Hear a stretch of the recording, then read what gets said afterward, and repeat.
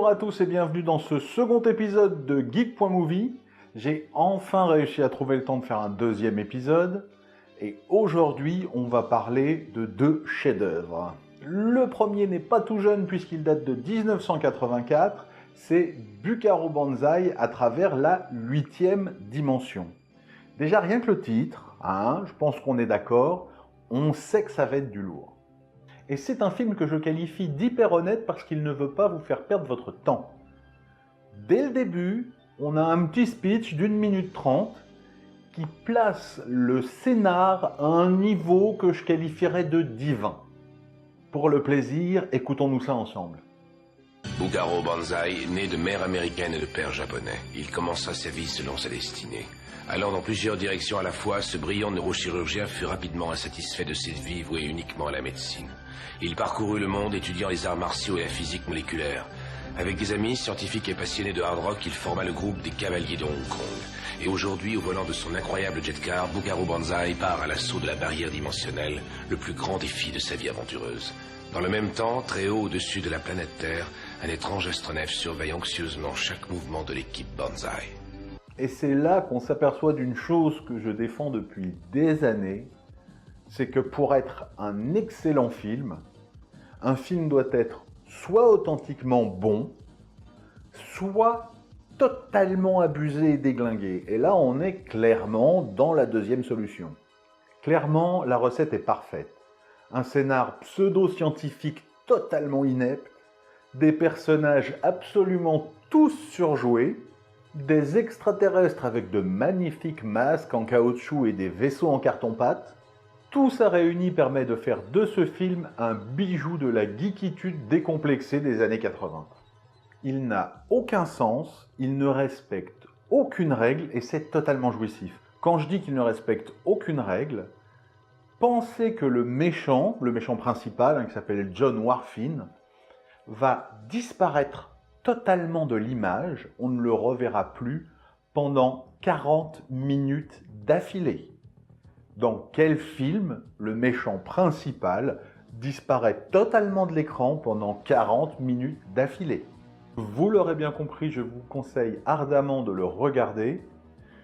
Je vais d'ailleurs mettre le lien juste en bas pour le voir en streaming, dans la description. Et je souhaiterais finir sur cette phrase hautement philosophique de Monsieur Buckaroo Banzai. Ça sert à rien d'être méchant, parce que, souvenez-vous, quand vous partez ailleurs, c'est là que vous êtes. Si quelqu'un a pigé ce qu'il raconte, mettez-le moi dans les commentaires, ce serait gentil. Le deuxième film dont je vais vous parler n'a pas grand-chose à voir. Déjà, il est bien plus récent, il date de 91, et plutôt qu'un film délire, c'est un film cool.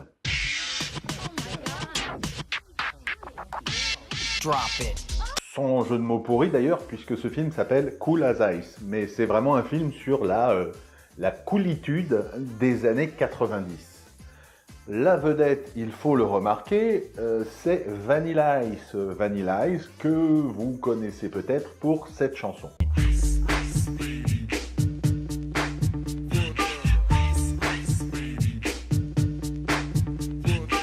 Très honnêtement, là, on est presque sur un documentaire, je dirais.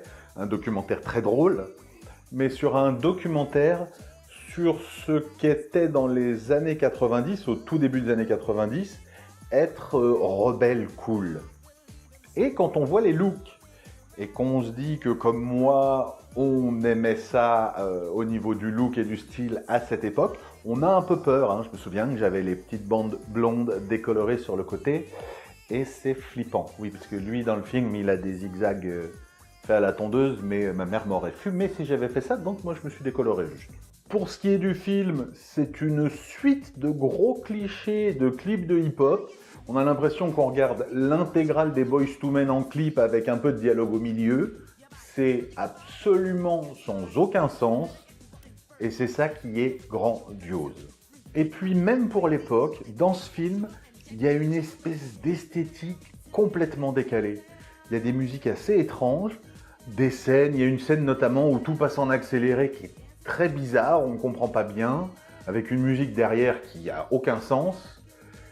L'esthétique de la maison où eux vont aller squatter est complètement barrée.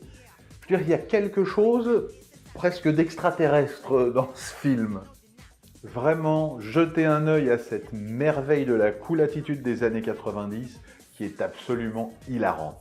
Seul petit bémol, je vous mettrai le lien en description, mais seul petit bémol, il est presque impossible à trouver en français aujourd'hui ce film.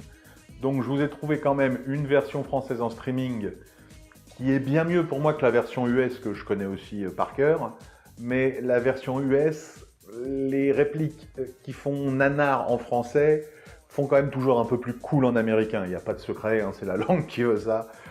Donc je vais vous mettre une version française avec un son, il faut bien le dire, qui est vraiment pas terrible, mais il y a vraiment quelques répliques là-dedans qu'il faut avoir entendu en français. Tu veux un bon conseil? Laisse tomber le zéro, tu mérites le héros.